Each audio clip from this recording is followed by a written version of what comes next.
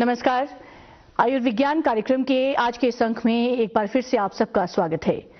दर्शकों, अक्सर हम प्लाज्मा थेरेपी की जब बात करते हैं तो हम सब कहते हैं कि एक विकसित और अद्भुत तरीका है और आजकल इसकी चर्चा खूब जोरों पर है। आम जनता के मन में इसको लेकर कई किस्म के सवाल भी हैं, जैसे कि ये पीआरपी जो है, ये थेरेपी होती क्या है, ये किस तरह से की जाती है, इससे किन बीमारियों का इलाज जो है वो किया जा सकता है और इसका प्रोसीजर जो है वो क्या रहता है।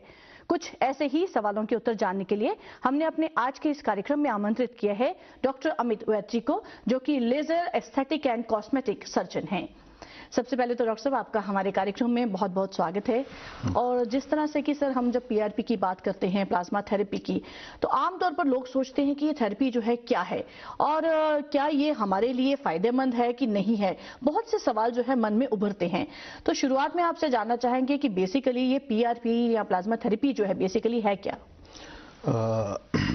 पीआरपी जो है ma'am, that is known as platelet rich plasma. तो इसमें हमारे 3 कंपोनेंट्स जो ब्लड के मेन हैं वो है एरिथ्रोसाइट्स, थ्रोम्बोसाइट्स, ल्यूकोसाइट्स। और इसमें जब हम पेशेंट का ब्लड लेते हैं तो उसमें हम देखते हैं उसको सेंट्रीफ्यूज करना पड़ता है कुछ मिनट्स के लिए, जो कि रोटेशन पर मिनट, कितना रोटेशन पर मिनट पे हमें क्या चाहिए। फॉर एग्जांपल, मैं छोटी सी एग्जांपल देता हूँ। हम 1 लीटर दूध ले लेते हैं, उसी में से हमें छाछ, दही, मक्खन, ये चीजें निकालनी है। ऐसे ही हमारे ब्लड में सब कुछ है, लेकिन ये डिपेंड करता है कि हम कितने रोटेशन पर मिनट पे और क्या निकाल रहे हैं। फॉर एग्जांपल, हमें प्लेटलेट रिच प्लाज्मा, प्लेटलेट को जो कि हमें थ्रोम्बोसाइट्स भी कहा जाता है, ये हमारी वुंड हीलिंग के लिए बहुत अच्छा कारगर है। For example, red blood cells erythrocytes आ गए और आपका जो है ल्यूकोसाइट्स, व्हाइट ब्लड सेल्स आ गए। तो जो प्लेटलेट रिच प्लाज्मा है, इसकी बड़ी डीप स्टडी है और डिपेंड करता है हम कहाँ पे ये करने जा रहे हैं। फॉर एग्जांपल, हमारे नॉन हीलिंग अल्सर वुंड्स हैं, वहां पे हैं, किसी के बाल झड़ रहे हैं, किसी को फेस लिफ्ट करना है, किसी का कोई स्किन लूज हो गया, that is known as rejuvenation. तो ये पीआरपी जो है, प्लेटलेट रिच प्लाज्मा, इसकी जानकारी मैं ये बता दूं आपको। आज की डेट में देखें, हमारा जो मेडिकल साइंस है ये 3 उसमें बंटा हुआ है। फर्स्ट जैसे इंट्रास्यूटिकल, फार्मास्यूटिकल एंड न्यूट्रास्यूटिकल्स। ठीक है, तो जो आने वाला टाइम है ये न्यूट्रास्यूटिकल्स का है। लोग एंटीबायोटिक्स वगैरह और कुछ ऐसी दवाएं खा खा के वो इम्यून हो गए हैं, उनकी बॉडी इम्यून हो गई है, वो अब एंटीबायोटिक्स उनको कुछ हद तक रिस्पॉन्ड नहीं कर रहे हैं। फिर आगे आपके इंट्रास्यूटिकल्स, किसी को ब्रोंकाइटिस है या पेट में इन्फेक्शन है तो हम वहां पे एंटीबायोटिक्स का भी इस्तेमाल करते हैं, दैट इज नोन एज इंट्रास्यूटिकल्स। लेकिन जो आज का टाइम है, दैट इज, ये चीजें क्यों होती हैं हमें? क्योंकि हमारा बॉडी का सिस्टम डिस्टर्ब हो गया, हमें प्रॉपर डाइट नहीं मिल रही है। हम लोग पेट भरने के लिए आलतू फालतू चीजें खा रहे हैं, जंक फूड खा रहे हैं, लेकिन जो बॉडी को चाहिए nutrition, that is known as nutraceuticals, तो वो चीजें जरूरी हैं। This is also same like that. Doctor साहब, जिस तरह से आपने हमें ये प्लाज्मा थेरेपी जो है इसके बारे में बताया है, कॉन्सेप्ट जो है बेसिकली क्या है, तो हमने देखा था कि कोविड के दौरान जो है बड़ा ये प्रचार चल रहा था कि ये प्लाज्मा जो है इसका प्रयोग होना चाहिए, इस थेरेपी का प्रयोग होना चाहिए कि नहीं होना चाहिए, इससे क्या फायदा होगा कि नहीं होगा। तो सर, ये जानना चाहेंगे कि क्या उस समय ये जो सोचना था हमारा सही था कि नहीं था, और इसके साथ ही ये भी देखा गया कि कोई भी टेक्नीशियन जो है वो भी जो है प्लाज्मा थेरेपी जो है वो कहता है मैं एक्सपर्ट हूं और मैं कर सकता हूं। क्या इसके लिए कोई बेसिक क्वालिफिकेशन नहीं होती? क्या इसके लिए कोई क्राइटेरिया सेट नहीं है कि फला आदमी जो कि इतना क्वालिफाइड होगा वही ये थेरेपी कर सकता है? जी, बड़ा अच्छा क्वेश्चन पूछा आपने। जो हम देखें, ब्लड के साथ खेल रहे हैं हम लोग, ब्लड ले रहे हैं, तो वो जो टेक्नीशियन है, पहली बात तो उसकी प्रॉपर ट्रेनिंग नहीं हुई है। राइट। मैं सबको क्रिटिसाइज नहीं करूंगा, लेकिन है तो सुई वाला काम ना, किसी को भी लग सकती है। अगर सुई लग जाती है तो फिर और प्रॉब्लम्स को फेस करना पड़ेगा, like HIV, hepatitis C, this and that. तो इसके लिए एक प्रॉपर गाइडेंस है, प्रॉपर बायलॉज बने हैं और इसके लिए क्वालिफाइड डॉक्टर ही ऑथोराइज्ड है करने के लिए। राइट। जी। मतलब ये है कि आप कहते हैं कि क्वालिफाइड होना चाहिए और ऑथोराइज जो है जी। वो डॉक्टर ही है जो इसको कर सकता है जी। तो सर जिस तरह से मैंने आपसे एक और सवाल किया था कि कोविड के समय जो जी। है ये सोचा जा रहा था कि क्या इसका प्रयोग होना चाहिए कि नहीं होना चाहिए, तो आप क्या समझते हैं कि उस समय इसका प्रयोग किया जा सकता था या किया गया और उससे फायदा हुआ? मैं आपको ये बता दूं कि कोविड का जो वायरस था ये हम लोगों के लिए बिल्कुल एक नया वायरस था। राइट। ठीक है, तो अभी तो उस पर इतना रिसर्च भी नहीं हुआ था। तो इस चीज को हम अगर इंप्लीमेंट करते हैं या हमारी गवर्नमेंट इंप्लीमेंट करती है और किसी को सक्सेस रेट नहीं मिलता है तो वो भी गलत बात है, क्योंकि उस टाइम था लोगों की जान बचानी हमें। तो अब इस पे धीरे धीरे रिसर्च मोड स्टार्ट हो गया कि कोविड पे क्या ये कारगर था कि नहीं था। Right right. ठीक है, वरना देखा जाए तो PRP is the best therapy, okay. But you must be in safe hands. Right right. Yes. Sir कौन कौन सी ऐसी बीमारियां हैं जिसमें जो है हम इस थेरेपी का प्रयोग कर सकते हैं और उससे लोगों को, आम जनता को, आम जान जो है उसको बचाया जा सके या उनको फायदा होता है? मैंने पहले भी बताया आपको कि जो पीआरपी प्लेटलेट रिच प्लाज्मा है, इसका काम है कि हमारे कंसर्न सेल्स को, जो डैमेज टिश्यूज हैं, कार्टिलेजेस हैं, नॉन हीलिंग अल्सर्स हैं, तो उनके सेल्स वहां पे कंसर्न्ड एरिया में डेड हो गए होते हैं, उनको रेजुवनेट करना है हमें। This is a cell therapy. तो हमें वहां पे सेल्स जो आपके ही ब्लड से, known as autologous cells, autologous means कि आपके ही ब्लड से तैयार होगा, and this is very safe method. Again I am saying that you must be in safe hands.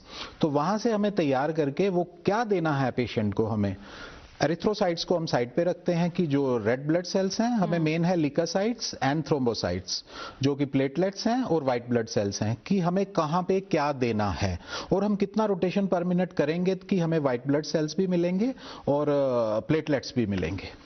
किस स्टेज पर सर ये कंसीडर किया जा सकता है कि हम ये थेरेपी जो है ये ले सकते हैं? किसी भी स्टेज पे ये किया जा सकता है। अगर हम इनिशियल इसको अडॉप्ट कर लें तो दैट इज मोर बेनिफिशियल।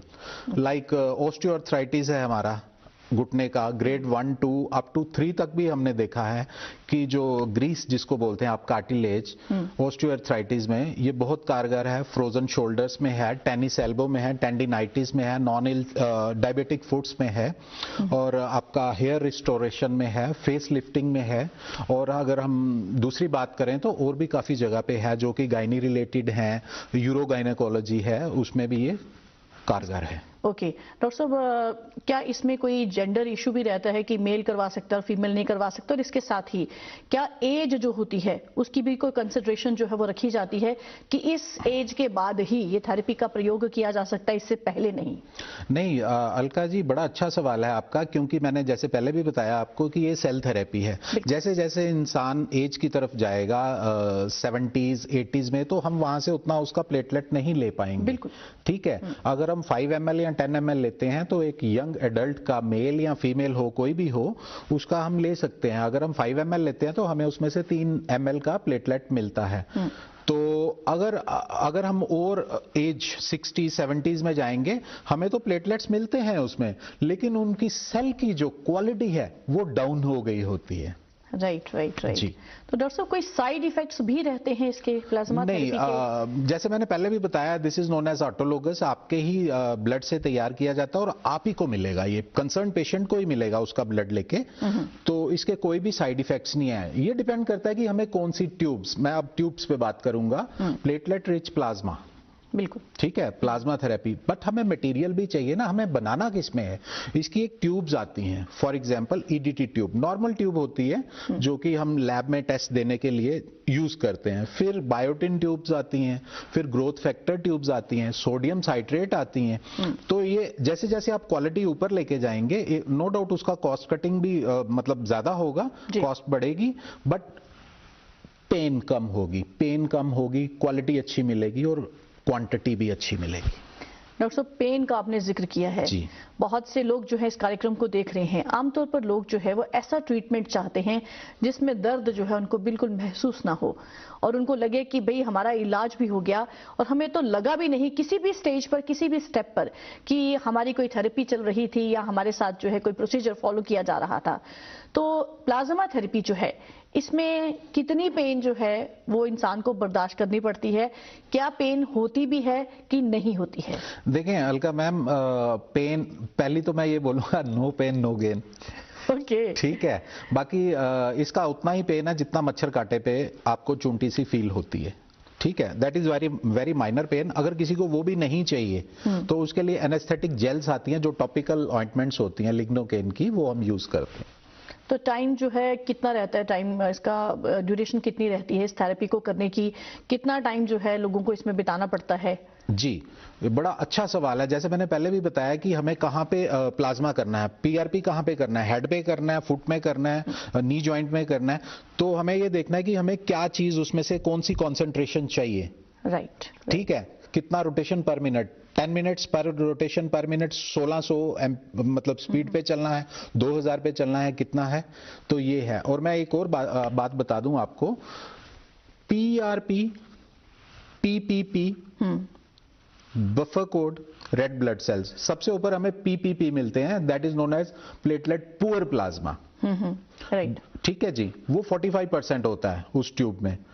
1% आपको मिलता है प्लेटलेट रिच प्लाज्मा। ठीक। 1% आपको मिलता है बिफी कोड, जिसमें व्हाइट आपका ग्रीस टाइप में होता है, that is known as leukocytes. फिर आरबीसीज आते हैं, red blood cells, that is also 45%। हमारा जो काम का है that is 1%, and most of the people they don't know. वो सारा ही लेके तो जब वो क्लाइंट को इंसर्ट करते हैं या पेशेंट को इंसर्ट करते हैं, पेशेंट खुद बोलता है जी हमें फर्क नहीं पड़ रहा, but you are providing platelet poor plasma, how you can expect the results from that. बिल्कुल सही, बिल्कुल सही। डॉक्टर साहब ये बताइए कि कोई भी व्यक्ति जब ये थेरेपी करवाने के लिए आता है, कहते हैं कि जब तक साइकोलॉजिकली जो है वो तैयार ना हो तो वो कोई भी थेरेपी लेने के लिए आगे बढ़ना ही नहीं चाहता। तो एज ए डॉक्टर जब आपके पास कोई आता है तो आप किस तरह से उसको तैयार करते हैं ताकि वो मेंटली जो है रेडी हो जाए कि yes I have to do this, I have to go through it? जी, सबसे पहले तो मैं अपने स्टाफ को नहीं बोलता हूं, मैं खुद क्लाइंट की 10 से 15 मिनट पहले काउंसलिंग करता हूं, फिर उसको प्री ऑप में बिठाते हैं हम 10-15 मिनट के लिए, वहां पे कुछ वीडियोस दिखाते हैं उसको, सो दैट ही और she can be mentally prepared for that. फिर उसके बाद उससे पूछा जाता है कि भाई are you satisfied, are you okay? तो क्लाइंट कहता है जी हाँ मैं ठीक हूं, आई एम सेटिस्फाइड। तो हम कहते हैं चलो अब करते हैं, तब आप करते हैं जी। तो कभी ऐसा हुआ कि करते समय कोई पेशेंट घबरा गया हो? No, not at all, because it all depends upon the atmosphere, कि आप कहाँ पे हैं। आप पेशेंट को लाइट सा म्यूजिक दे दीजिए, कुछ खाने को दे दीजिए, सो दैट कि उसका माइंड डाइवर्ट हो जाए। और most of the people they use to come to us and after lunch they don't have anything. तो कुछ क्लाइंट्स होते हैं जिनको हाइपोग्लाइसीमिया भी हो जाता है कि शुगर डाउन हो गई है, चलो भाई तुम बिस्किट्स ले लो या फ्रूट्स ले लो या कुछ ले लो, सो दैट कि आपका माइंड भी डाइवर्ट हो और आप उस चीज से बाहर निकल आए। और आपका एक और सवाल था कि इसमें प्रोसीजर में टाइम कितना लगता है। तो मैं बता दूं आपको 10 to 15 minutes, it depends, 8 to 10 to 15 minutes to make that fluid. Okay, after that just 10 to 12 minutes to give those injections। मतलब अगर हम बात करें तो 30 से 40 मिनट लग जाते हैं। तो दर्शकों, जिस तरह से आज हमने बात की है डॉक्टर अमित वैद्य जी से और हमने जानने का प्रयास किया प्लाज्मा थेरेपी के बारे में, हम सब जानते हैं कि जैसे जैसे विज्ञान तरक्की करता जा रहा है वैसे वैसे ही इलाज के तरीके जो हैं वो भी बदलते जा रहे हैं और बिल्कुल दर्द के बिना ही इलाज जो है आज संभव हो पा रहा है। हम उम्मीद करते हैं कि प्लाज्मा थेरेपी के विषय में जो भी जानकारी आज हम सब ने डॉक्टर अमित वैद्य जी से हासिल की है वो हम सबके निश्चित रूप से काम आएगी। इसी उम्मीद के साथ हम आज का ये कार्यक्रम यहीं पर समाप्त करते हैं। डॉक्टर साहब, आपका हमारे कार्यक्रम में भाग लेने के लिए बहुत बहुत धन्यवाद। नमस्ते।